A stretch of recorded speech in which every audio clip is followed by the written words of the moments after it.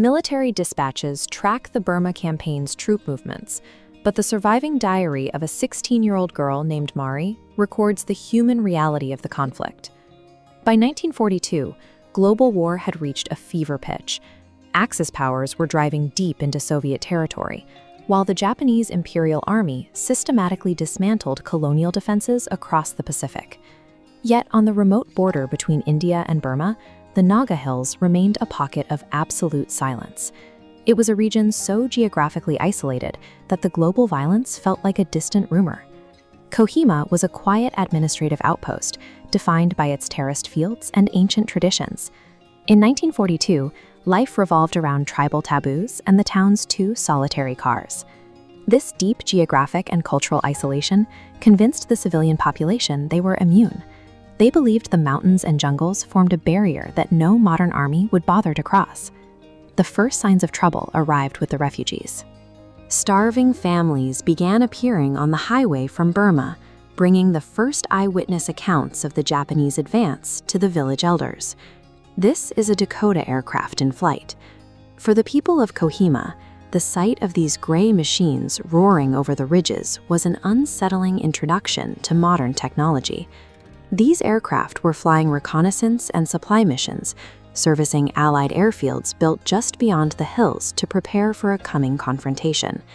The appearance of these planes signaled the end of Kohima's era of seclusion. The hills were no longer a sanctuary. They were now a theater of war.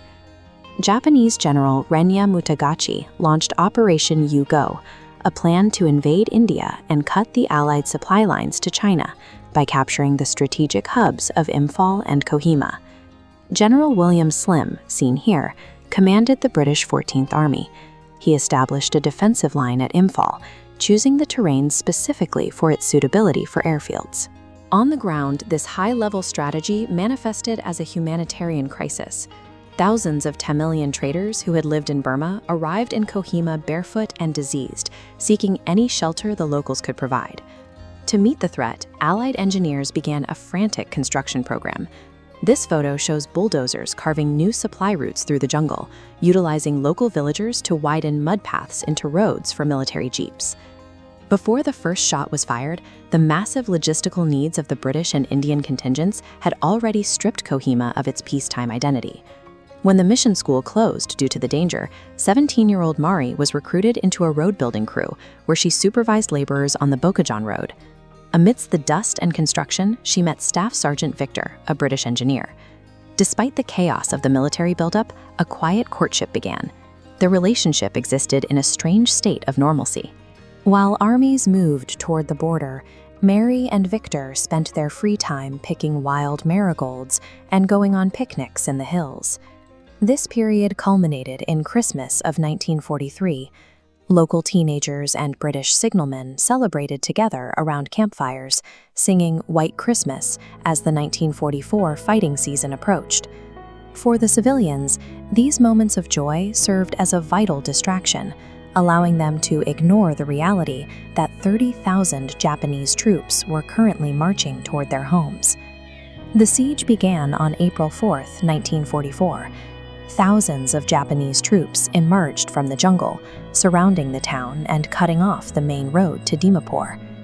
This image shows the brutal conditions of the defense. A garrison of 2,500 soldiers held a tight perimeter against a force 10 times their size, fighting for 2 weeks around the district commissioner's tennis court. Local Naga people became indispensable to the defense. They operated as scouts and stretcher bearers, navigating the muddy terrain under fire to assist the Allied troops. By the time the Japanese were forced to retreat in June, nearly 10,000 men on both sides had been killed, gone missing, or died of starvation and disease. Lord Mountbatten, shown here, praised the victory as an act of unparalleled heroism. The defense of this outpost successfully broke the momentum of the Japanese offensive into India. Because this small hill town served as the choke point that stopped the invasion, war historians now refer to the defense of Kohima as the Stalingrad of the East. When the smoke cleared, Mari found that the Kohima of her childhood was gone. The family's house, the orchards, and the gardens had been entirely leveled by the fighting. To the Naga people, the war represents a total restart of their history. The conflict destroyed so many landmarks and homes that survivors often describe the event as the beginning of all life in the region. Today, the Kohima War Cemetery sits on the hills where the fighting was fiercest. These green terraces serve as a quiet memorial to those who died in the town's defense. The inscription on the war memorial reads, "When you go home, tell them of us, and say for your tomorrow we gave our today." It is a final reminder that every strategic victory is ultimately built upon the personal sacrifices of ordinary people like Mari.